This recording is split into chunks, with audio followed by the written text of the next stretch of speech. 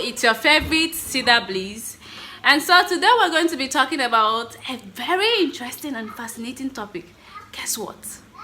On a platter of gold.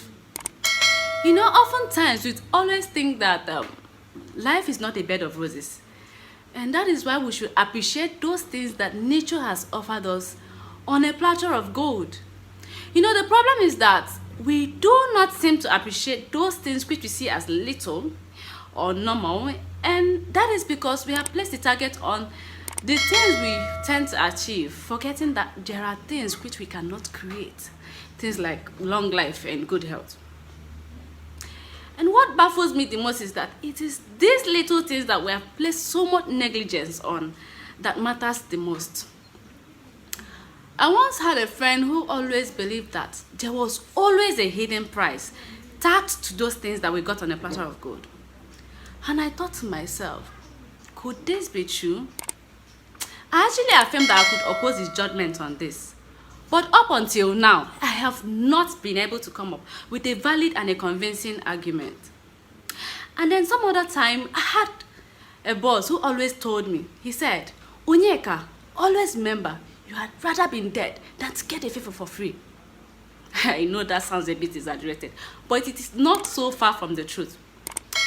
You see that most times what people literally do is what I refer to as farming, giving out the seeds first, and then they come back to harvest the entire fruit. That is not the definition of free. Sometime in the past, there was this man I was familiar with, whose name I rather not mention, unless you have to kill me first. Well, he was generously kind to me, monetarily. He was buying me gifts, giving me money and all the rest of them. You can call me a cynic if you want, I don't care. But I started to become scared. Why is he showering me with gifts? So one day, I summoned up the courage to ask him why. And that was when he confessed that he wanted to have an affair with me, when I refused to reciprocate his advances towards me. Like Sam, he withdrew his generosity.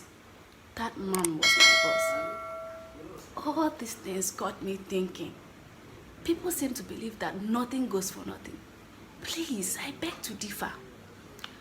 Now, do not get me wrong.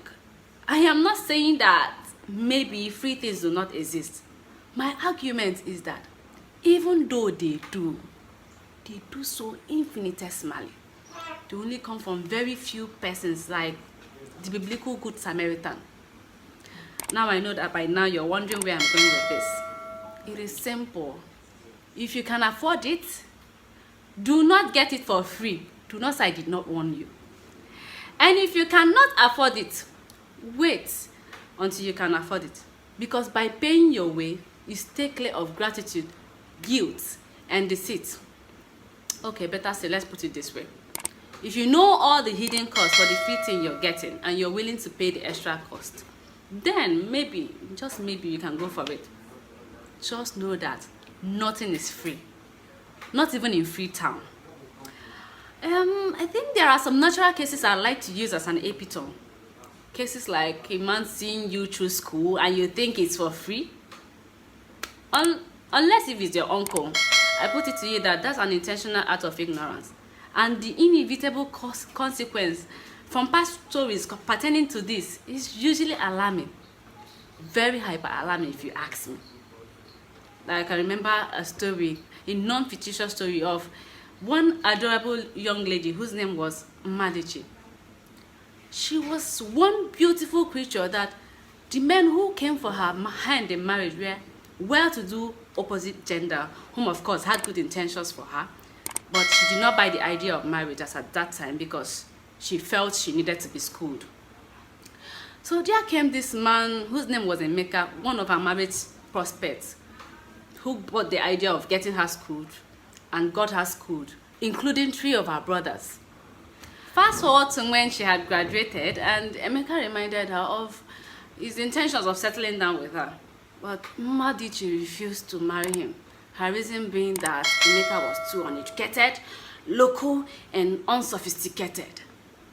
If only we know that nothing goes for nothing, we'll be more conscious of the kind of favors we get from people. This reminds me on the variation on the old trick. giving when you are about to take.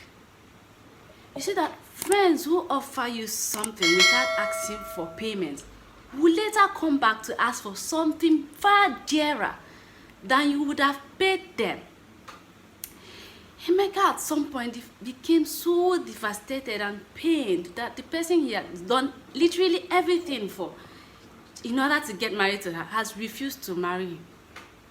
Madiche, on the other hand, was making preparations to settle down with a guy whom she attended the same university with. I think one of the mistakes we make is getting favors from the wrong people. Depending on the individual, they might decide to overlook. It's not that girl, let me just forget about her and leave her up to God. But when we get favors from the wrong people, the after effect is usually disastrous, sometimes claiming lives. Emeka decided that Mmadiche would not go scot-free. So what he did was that 1 week to Mmadiche's wedding, Emeka made her mad, and her husband-to-be abandoned her. The 40th law of the 48 laws of power states that one should despise free lunch.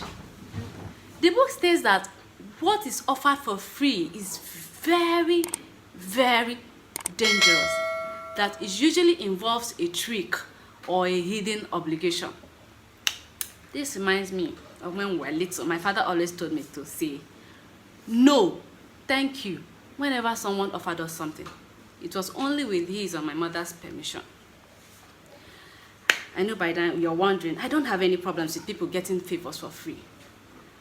My problem with it is that we pay much more, a higher price, and still remain so grateful, like it was done in a platter of gold. The only difference, of course, is that sometimes we pay installmentally. The point I'm trying to make is that most people literally have something in mind whenever they are doing you favors. Hence the notion, nothing goes for nothing. I think we should be very careful whenever people are doing us favors, especially people who are not related to us, when it has to do with the opposite gender. Just maybe I'm just thinking loud that On a Platter of Gold could be totally fiction. If you find this video interesting, please like, share, comment, and subscribe so that you'll be notified each time I drop a new video. Thank you so much.